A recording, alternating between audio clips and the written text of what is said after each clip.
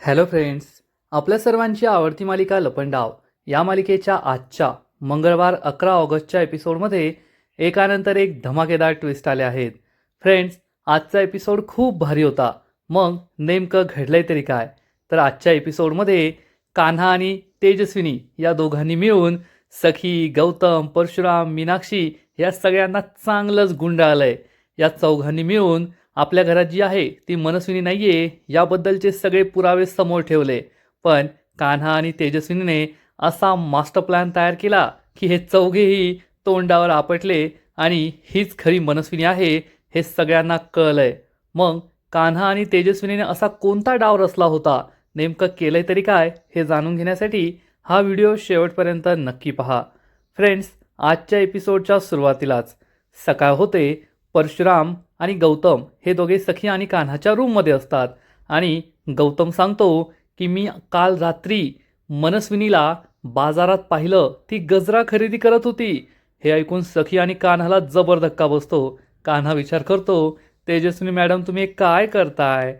आणि सखी विचारते, सरकार आणि गजरा हे कॉम्बिनेशनच चुकीचं आहे. सरकार कसं काय गजरा खरेदी करू शकते, ते सुद्धा मार्केटमधून?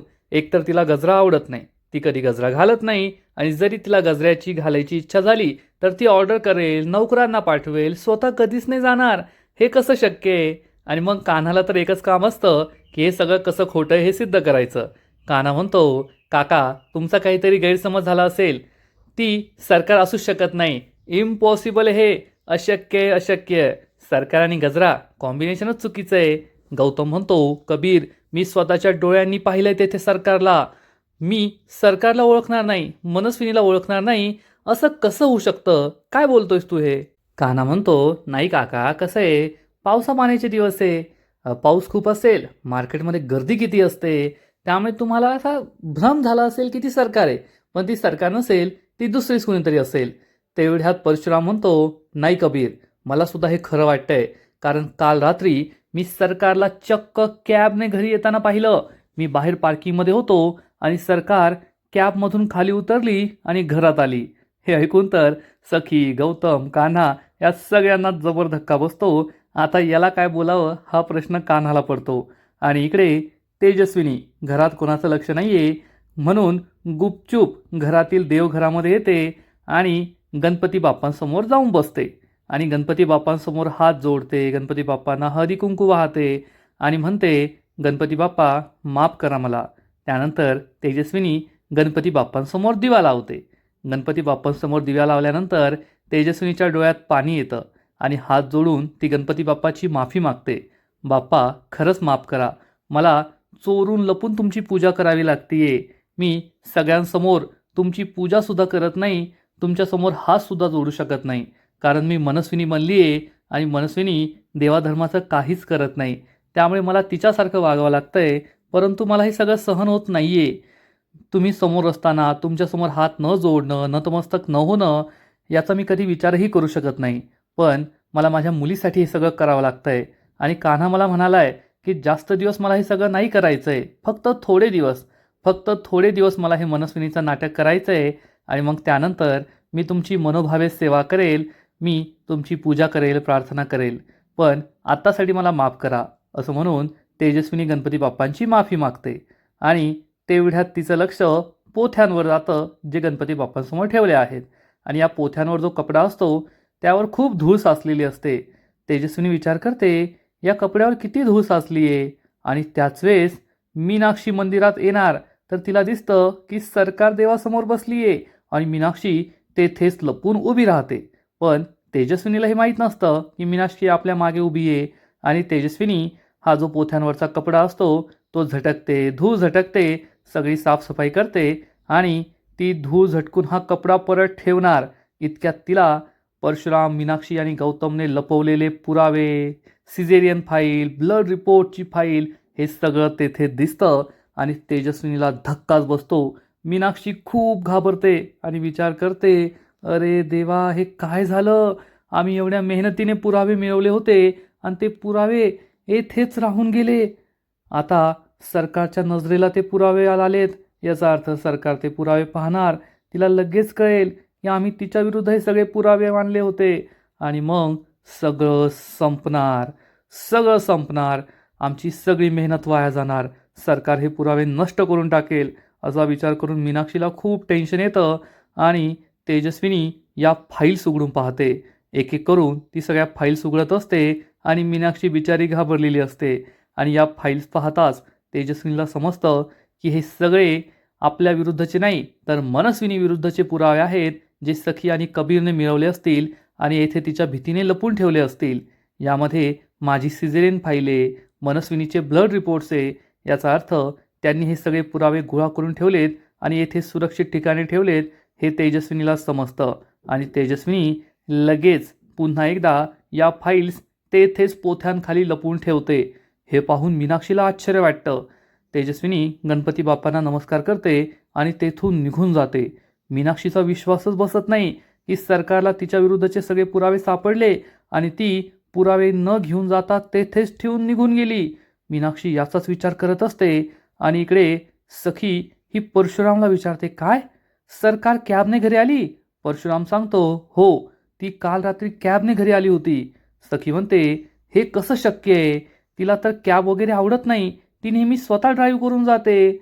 आता याला काय लॉजिक द्यायचं हा प्रश्न कबीरला पडतो. कबीर त्याचा विचार करत असतो. सखी म्हणते, हे सगळंच विचार करण्याच्या पलीकडे मनस्विनी स्वतः मार्केटमध्ये गेली, गजरा खरेदी केला, मग स्वतःची गाडी घेऊन नाही गेली तर ती चक्क कॅबने गेली आणि आली.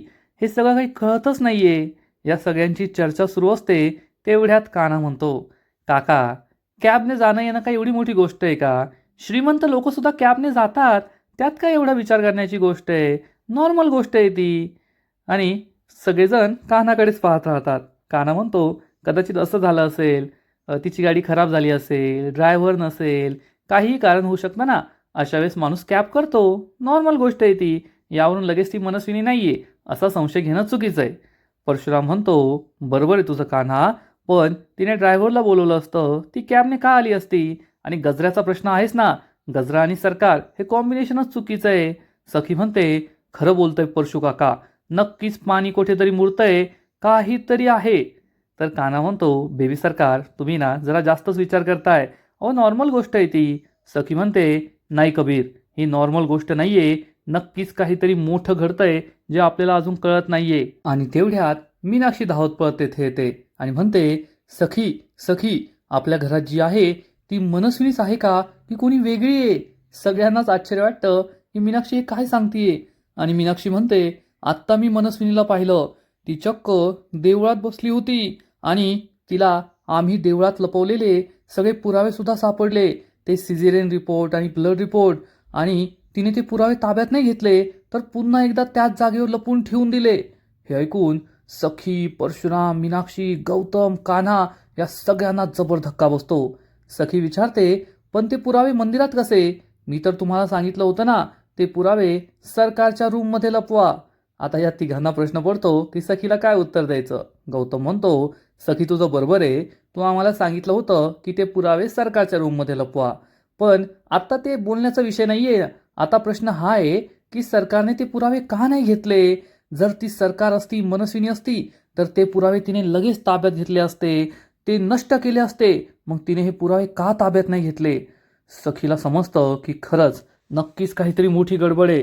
कान्हा सखीकडे पाहत असतो की तिला काय वाटतंय. सखी म्हणते, पाहिलंस का कबीर, आता याचं काय लॉजिक आहे? सरकारने ते पुरावे का नाही ताब्यात घेतले? सरकारने ते पुरावे तेथेच का लपून ठेवले, सांग बरं. कान्हा काहीतरी विचार करतो आणि म्हणतो, हो, मला असं वाटतं की सरकारने ना मीनाक्षी काकूला पाहिलं असेल आणि मीनाक्षी काकू समोर जाणून बुजून तिने ते पुरावे घेतले नसतील. आता कदाचित मीनाक्षी काकू येथे आल्यावर तिने पुरावे गायब केले असतील. आपण जाऊन पाहूया पुरावे तेथे आहेत का. सगळ्यांना हे पटतं आणि सगळे देवघराकडे जायला निघतात. कान्हा सगळ्यात मागे असतो आणि विचार करतो, देवा वाचव. सगळेजण जिन्यावरून खाली उतरतात आणि मग देवघराकडे जातात. पण कान्हा हा क्षणभर जागेवरच थांबतो आणि आता काय होईल याचाच विचार करत असतो. मीनाक्षी, परशुराम, सखी, गौतम, कान्हा हे सगळे देवघरात पोहोचतात आणि परशुराम या ग्रंथांखाली पाहतो तर चक्क तेथे त्या फाईल्स नसतात. सगळ्यांना जबर धक्का बसतो. कान्हा म्हणतो, पाहिलं का, गेले पुरावे, गेलं सगळं आपल्या हातातून. सखी आणि सगळ्यांना खूप टेन्शन येतं. मीनाक्षी परशुराम म्हणतात, गेले आपल्या हातातून पुरावे. कान्हा या सगळ्यांना समजावून सांगतो, तुम्हाला कळतंय का काही? आपण हेच करत बसणार आहोत का? ती मनस्विनी आहे, ती मनस्विनी नाहीये, ती मनस्विनी आहे, ती मनस्विनी नाहीये. येथे आपल्यासमोर जास्त मोठा धोका आहे, तो आपण कधी ओळखणार आहोत? तुम्ही सगळे ना क्रोनॉलॉजी समजून घ्या. हे पहा, सरकार मनस्विनी त्याच मार्केटमध्ये कशी काय पोहोचली जेथे गौतम काका आपल्याला सांगून गेले होते की मी कुल्फीसाठी बांगडा घेणार आहे.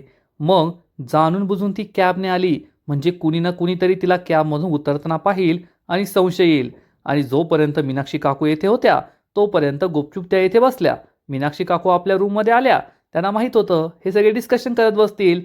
तेवढ्या वेळात सरकारने सगळे पुरावे गायब केले. हे ऐकून सगळ्यांना कान्हाचं पटतं. कान्हा विचारतो, आता तरी विश्वास पटतोय ना की ती मनस्विनीच आहे, ती दुसरी कोणी नाहीये. आणि या सगळ्या फालतू गोष्टींमध्ये टाइम वेस्ट करू नका की ती मनस्विनी आहे की नाही.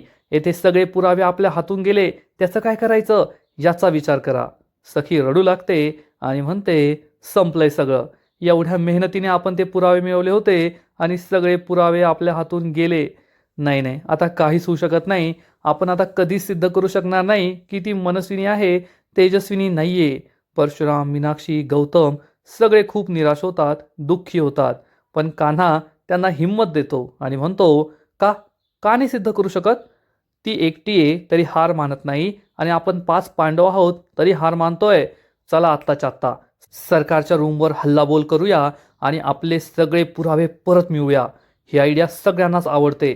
परशुराम लगेच पुन्हा एकदा पोथी जागेवर ठेवून देतो. देवाला नमस्कार करून हे 5ही पांडव सरकारच्या रूमकडे जातात आणि रूमचा दरवाजा वाजवतात. मग सरकार म्हणजेच तेजस्विनी दरवाजा उघडते आणि या सगळ्यांना पाहून विचारते, तुम्हाला सगळ्यांना माझ्याशिवाय करमत नाही का? आता इथे माझ्या रूममध्ये कशाला आले आहात? तर सखी चिडून म्हणते, चोर कुठली? तेजस्विनी विचारते, चोर आणि मी? सखी म्हणते, हो तू चोर, तू आमचे पुरावे चोरले आहेत. काका आत्ताच्या आत्ता सगळे रूम शोधा. सरकार चिडून म्हणते, हे यू, माझ्या कोणत्याही वस्तूला हात लावला ना तर तुमचे हात तोडून ठेवेल. सखी म्हणते, तुझी वस्तू, तुझी रूम, एकतर हे सगळं माझं आहे, माझ्या आईबापांचं आहे आणि या सगळ्यांचं आहे. तू आईत्या घरावर नागोबा बनून बसलीयेस, तुझा आणि या वस्तूंचा काही संबंध नाहीये. त्यामुळे हा माज मला नाही दाखवायचा. परशु काका, गौतम काका शोधा सगळीकडे. तेजस्विनी गप्प बसते आणि मग गौतम आणि परशुराम आपली शोध मोहीम सुरू करतात. सगळीकडे हे पुरावे शोधत असतात. गौतम, परशुराम सगळे ड्रॉवर उघडतात, मग सरकारचं कपाट उघडतात. एक एक करून सगळीकडे पुरावे शोधत असतात, परंतु त्यांना काही पुरावे सापडत नाही. सखी, कान्हा विचार करत असतात की आता काय घडेल आणि तेजस्विनी सरकारसारखे एक्सप्रेशन्स देत असते. सखीला डोळे दाखवते, तोंड वाकडं करते, मग कधी कान्हाला इशारा करते. कान्हासुद्धा खुश असतो. हा सगळा याच दोघांचा प्लॅन आहे. आणि मग सगळे पुरावे शोधता शोधता परशुराम आणि गौतम दोघे थकतात आणि सखीला येऊन सांगतात, सखी नाही सापडले पुरावे. सखीला जबर धक्काच बसतो. सखी तेजस्विनीकडे आश्चर्याने पाहते आणि मग तेजस्विनी सरकार स्टाईलमध्ये म्हणते, ओ नाही सापडले का? सखी, you are not so smart. तू सगळीकडे शोधलंस पण एका जागी नाही शोधलं. तुला काय वाटलं मी फक्त पुराव्यांची जागा बदलेल? पुराव्यांची फक्त जागा नाही बदलता येत, तर स्वतःविरुद्ध असलेले पुरावे नष्टसुद्धा करता येतात. तू खूप मेहनतीने सिझेरियन फाईल मिळवली, मला डंप करून, माझ्याविरुद्ध षडयंत्र करून माझे ब्लड रिपोर्ट्स मिळवले, परंतु काय झालं? शेवटी ते पुरावे मी उद्ध्वस्त केले. जा त्या डस्टबिनमध्ये जाऊन बघ. सखीला मोठा धक्काच बसतो. सखी ही डस्टबिन घेऊन येते, डस्टबिन उघडते आणि डस्टबिन उलटी करते, तर या डस्टबिनमध्ये चक्क पेपर्सची राख असते. सगळ्यांना समजतं की सरकारने हे पुरावे जाळून टाकले आहेत, त्यांची राख केली आहे. सगळे खूप चिडतात. सरकार त्यांना डोळे दाखवते आणि आपली सगळी मेहनत वाया गेली आहे हे सखी आणि सगळ्यांना समजतं. आणि सरकार म्हणते, गेट आउट. आणि तुला आता जे काही शोधायचं आहे ना तर या राखेतून शोध. सखीला खूप राग येतो. कान्हासुद्धा खुश होतो. गौतम, परशुराम, मीनाक्षी सगळे तेजस्विनीकडे रागारागाने पाहत असतात. आणि मग सखी चिडून म्हणते, तुला काय वाटलं तू हे 2 पुरावे नष्ट केले म्हणजे मी हरले? मी हरणार नाहीये. मी तुझ्या विरुद्ध आणखीन पुरावे शोधून काढेल आणि तुला सगळ्या जगासमोर एक्सपोज करेल. तुझा खरा चेहरा सगळ्या जगासमोर आणेल. सरकार सखीला डोळे दाखवते, परंतु सखी हरलीये एवढं मात्र नक्की. आणि मग रात्र होते. सखी ही डायनिंग टेबलवर हॉलमध्ये बसलेली असते. कान्हा तिला जेवणाचं ताट आणून देतो आणि म्हणतो, बेबी सरकार खाऊन घ्या. पण सखी म्हणते, नाही कान्हा, मला भूक नाही आहे. अरे, आपल्या हातून सगळे पुरावे निघून गेले, माझी जेवणाची इच्छाच नाही आहे. आता ती मनस्विनी हे आपण सगळ्या जगासमोर कसं सिद्ध करणार, माझ्या आईला कसा न्याय मिळवून देणार. सखी खूप दुःखी असते, निराश असते, रडत असते.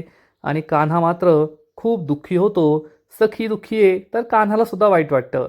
पण हे सगळं कसं घडलं हे मग कान्हाला आठवतं, की जेव्हा सगळेजण हे सखीच्या रूममधून खाली देवघराकडे जात होते फाईल शोधायला, तेव्हा कान्हा हा सगळे गेल्यानंतर तेथेच थांबतो. आणि मग तो तेजस्विनीकडे पाहतो. तेजस्विनी वरती असते आणि कान्हाला तिच्या हातातील फाईल्स दाखवते. म्हणजे तेजस्विनीने मीनाक्षी समोर त्या फाईल्स तेथे ठेवल्या आणि मग नंतर त्या फाईल्स आपल्याबरोबर ती घेऊन आली. आता याचं काहीच लॉजिक नाही आहे की तेजस्विनी तेथे फाईल का ठेवल्या. तिला घेऊन जायच्या होत्या तर ती घेऊन गेली असती. मीनाक्षी तिच्या मागे आहे हे तेजस्विनीला माहीत नव्हतं. पण आता मालिकेत काहीही दाखवलं जाऊ शकतं.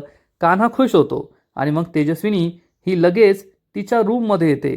आता येथे हे सुद्धा पाहण्यासारखं आहे की तेजस्विनी ही तिच्या रूममध्ये येत नाही, तर सगळ्यात आधी ती कान्हा आणि सखीच्या रूममध्ये येते. आणि हे जे डॉक्युमेंट्स आहेत, 2 फाईल्स आहेत, ती सरळ सरळ कान्हाच्या कपाटामध्ये एक फाईल असते, या फाईलमध्ये लपवून ठेवते. त्यानंतर मग ती स्वतःच्या रूममध्ये येते, डस्टबिन घेते आणि काही वेगळेच पेपर्स घेते ज्याची गरज नसेल आणि फक्त राग दाखवायची म्हणून. आणि या पेपर्सला आग लावते, कारण तिला माहिती आहे की थोड्या वेळाने कबीर हा सखी आणि सगळ्यांना घेऊन येथे येईल आणि मग ते फाईलची शोधाशोध करतील. आणि मग त्यांना तेव्हा सांगता येईल की मी फाईल नष्ट केलेल्या आहेत, जाळून टाकल्या आहेत. त्यासाठी मनस्विनी हे पेपर जाळून टाकते. आता राग झाल्यावर हे कोणते पेपर्स होते हे तर काही कळणार नाहीये. हा सगळा कान्हा आणि तेजस्विनीचा प्लॅन होता. पण तो त्यांनी कधी बनवला हे त्यांनाच माहीत. कारण जेव्हा तेजस्विनी खाली मंदिरात होती तेव्हा ते कान्हाला माहीत नव्हतं, किंवा कान्हाला एवढा वेळ पण मिळाला नाही तेजस्विनीला फोन करून मेसेज करून सांगायला. हा सगळा प्लॅन त्यांनी डायरेक्ट एकमेकाच्या मनातून मनाला सांगितला असंच दिसतंय. कान्हा हा सखीकडे पाहून खूप दुःखी होतो आणि म्हणतो, बेबी सरकार मला खरंच माफ करा. तुम्ही इतक्या दुःखी आहात ते फक्त माझ्यामुळे. तुम्हाला दुःखी करण्याची माझी इच्छा नाही आहे, परंतु तुम्हाला हळूहळू तेजस्विनीचं सत्य कळायला लागलं होतं. तुमचा तिच्यावर संशय वाढत चालला होता, म्हणून मला हे सगळं करावं लागलं. आता तुमच्या समोरच मनस्विनीने सगळे पुरावे नष्ट केले आहेत. यावरून तुमचा पूर्ण विश्वास बसला असेल की आपल्या घरात जी आहे ती मनस्विनीच आहे आणि तुमचा आता तिच्यावर कोणताही संशय राहिलेला नाहीये.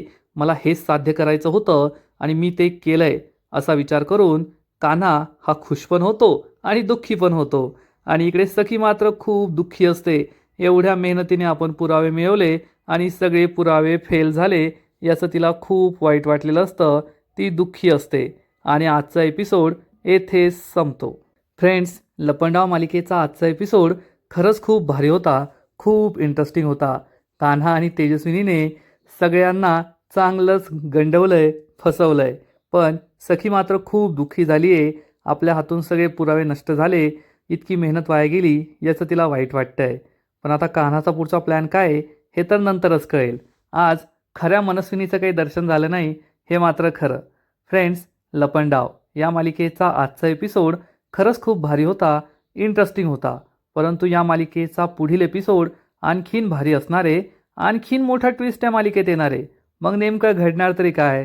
कान्हाने एवढं सगळं करून सुद्धा सखीचा संशय काही कमी झालेला नसणार आणि सखी चक्क ऑफिसमध्ये पोहोचेल आणि पिऊनला विचारेल की काल सरकार ऑफिसमध्ये आली होती तेव्हा तिच्या वागण्यात काही विचित्र वाटलं का. आणि हा पिऊन सांगेल, हो, खूप काही विचित्र वाटलं. सगळ्यात आधी तर तिने माझ्याकडे कॉफी नाही, ब्लॅक कॉफी नाही, तर गरमागरम मसालेदार चहा मागितला. हे ऐकून सखीला आश्चर्य वाटणार. पिऊन सांगेल, मग त्यानंतर सरकारने मला विचारलं की राघव साहेबांचा फोटो कुठे. मला सुद्धा आश्चर्य वाटलं की राघव साहेबांचा फोटो तिनेच तोडलाय, फोडलाय, फेकून दिलाय आणि आता तीच विचारतीये की फोटो कुठे. हे ऐकून सखीला जबर धक्का बसतो आणि माझी शंका खरी आहे यावर तिचा संशय आणखीनच वाढतो की हो, ही मनस्विनी नाहीये. आणि इकडे दाभडे मावशी घरी पोहोचतात आणि तेजस्विनी सरकारचं नाटक करत असते, पण दाभाडे मावशीच्या नजरेतून तिचं हे नाटक सुटत नाही आणि दाभाडे मावशी म्हणतात, मला कळलंय की तुम्ही खऱ्या कोण आहात. हे ऐकून तेजस्विनी खूप घाबरणार आणि मग घरी आल्यावर सखी ही कान्हाला सांगेल की कान्हा, माझ्या मनातील शंका अजून पूर्ण संपलेली नाहीये. आपल्या घरात जी मनस्विनी आहे ती खरंच मनस्विनी आहे की दुसरी कोणी, हे शोधून काढण्यासाठी उद्या मी तिच्याबरोबर एक खेळ खेळणार आहे. मग त्यातून सगळं काही 100% क्लिअर होईल. हे ऐकून कान्हा खूप घाबरणार. मग आता सखीने कोणता नवीन खेळ शोधून काढलाय हे तर आपल्याला उद्याच्या एपिसोडमध्येच कळेल. तर फ्रेंड्स, तुम्हाला सुद्धा आजचा एपिसोड आवडला का? नक्कीच कमेंट करून सांगा. आणि लपंडाव मालिकेचे असेच नवीन नवीन एपिसोड, नवीन नवीन अपडेट सर्वात आधी पाहण्यासाठी व्हिडिओला लाईक करा, शेअर करा, चॅनलला सबस्क्राईब करून बेल आयकॉनवर क्लिक करा. म्हणजे या मालिकेचे नवीन नवीन एपिसोड तुम्हाला सर्वात आधी पाहायला मिळतील. खूप खूप खूप धन्यवाद.